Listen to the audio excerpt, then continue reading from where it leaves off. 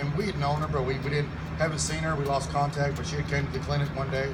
She changed her mind. A lot of you guys had bought some things for her, helped her with diapers, and loved on her. And it was really nice. But we haven't seen her. But on this day, she pulls up, and we're standing out there, and she blocks the driveway, and she speak with her, and there's this little boy named Bryson, 15 months old, sitting in the back seat of her car sleeping. And she talked about how wonderful he was and how he just gets into everything, and just indeed what a gift he is. And she's a little worried. You know, we haven't seen her. She needs a job, and there's a few things we was able to help her out. And there's a really neat story. The owner of Chappie's Deli, I really love this. He just came out, and she needs a job. I'll help her. He needs a job, and I think that's what we do as believers.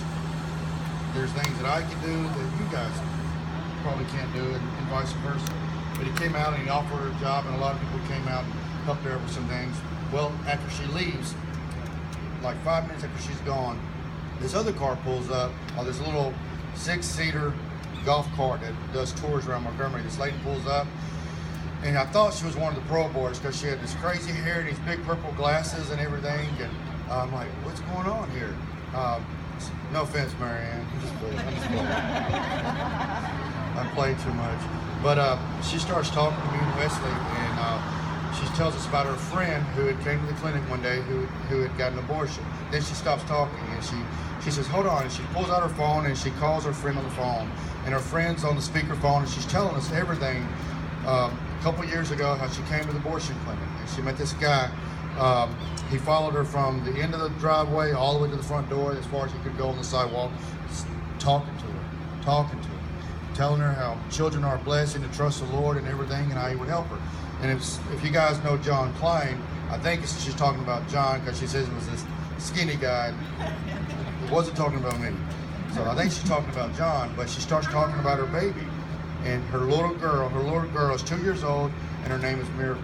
It's really cool. And you don't see this all the time, and you're like, man, here's a little boy, and all you got to do is show up. No magic words, no magic wands, just show up, you know? Here I am, send me. Let's go. This little boy has a birthday. He hears the song, Happy Birthday. This little girl, Miracle. Indeed, she's a miracle.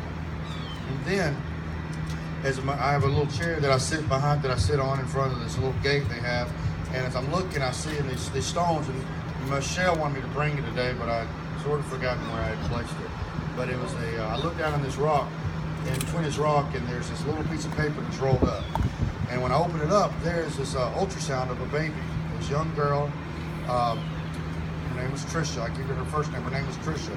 And it was an ultrasound from that Monday morning. This is Wednesday. From that Monday morning, it's just curled up in this rock. And I open it up, and I look at it, and I'm trying to figure out exactly what it is. Well, I know it's an ultrasound, but I'm trying to read everything. I took it over to the Life on Wheels bus, and they were able to kind of decipher it, per se. And the mother's pregnant with a 9 weeks and 2 days is how far along she was. And I really don't know what to think at first. You know, did she just throw it away? Did it just pop right there, rolled up perfectly? Probably not. I'm sitting there, one thing that I'm thinking about is that with all these other things that just took place, how good they were. This must be something good. Maybe the Lord's just telling us just to press on. But took it over to Life on Wheels. They looked at it and everything, and there's a baby. And I pray to God that the girl, she didn't come back. But that's just a wonderful way to start. And then another story that I shared that did happen. This was this past Monday, I believe. This young girl and her boyfriend, they show up at the clinic, and everybody believes in Jesus, you know, and it's the South, everybody's been saved 2 or 3 times, you may say, you speak to them. So when I ask her, do you believe in the Lord? Do you believe in God? And most people say, yeah, I do. And do you believe in the Lord? She says, yes. I said, does God lie? No. You know what God says about children in the Bible? What? He calls them gifts. Do you think, are you considering abortion? And she says, yes. I said, do you think abortion's sin? Yes. Do you think abortion's murder? Yes. And as soon as she said yes, it was like this veil just came down, and she just burst into tears. And I'm a little upset. I didn't mean to make her cry, ma'am. I'm sorry. I'm speaking to her boyfriend and telling them, you know, stories from the sidewalk, how fathers have blocked the driveway and pled, please, this is my baby.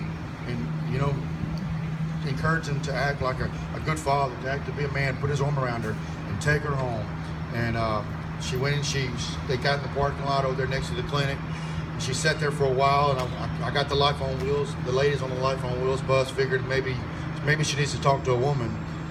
So Amanda from Life on Wheels went over there and talked to her. She went and she got on the bus, which is good.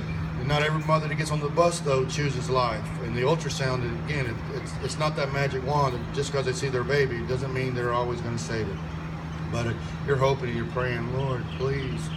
So she goes, she gets on the bus, and she leaves. And maybe an hour passes, and we're still out there. Mamas are coming. Nobody's listening. One lady got mad, and she cursed me out. So you're just okay, good. Just keep on going. But then this couple pulls back into the driveway of the clinic, and I'm thinking, oh man, you know, I've seen this before. You know, she's still scared. She don't know what to do. And she's coming to the clinic, and she's gonna get the abortion. And she walks up to me, and she says, and both of them do. She says, I just wanted you to know that we're keeping our baby, and we have twins. Twins. What a double blessing from the Lord.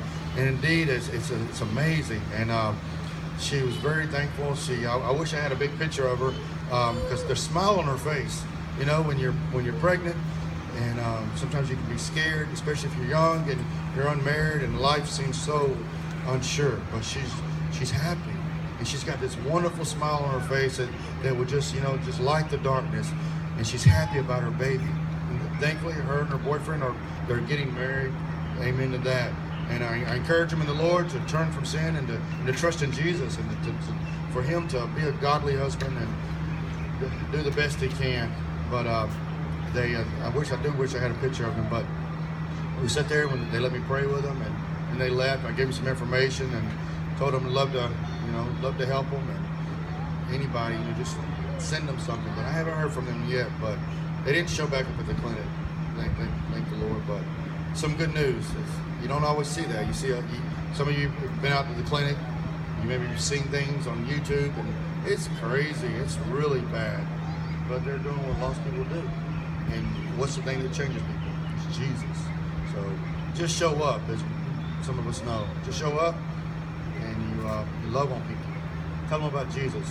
Tell them a lot about Jesus. But just sharing that with you. It's good news. And her name was remember her name, Michelle? No, her name was Sammy, and his name was Charles. Sammy and Charles. So when you pray, yeah. Well, it's easy to remember when you pray for this couple, because people do come back. After this, the woman who cussed me out, she pulled out the driveway, and she told me that she was keeping her baby, there was a lot of strange things, but she told me she was keeping her baby. She was 6 weeks and 2 days. But yesterday was abortion day, and she showed back up. 6 weeks and 5 days, and she took the life of her baby that day, yesterday. But you tell them the truth. You tell them the truth. But thank you, guys. I appreciate your prayers, and thank you.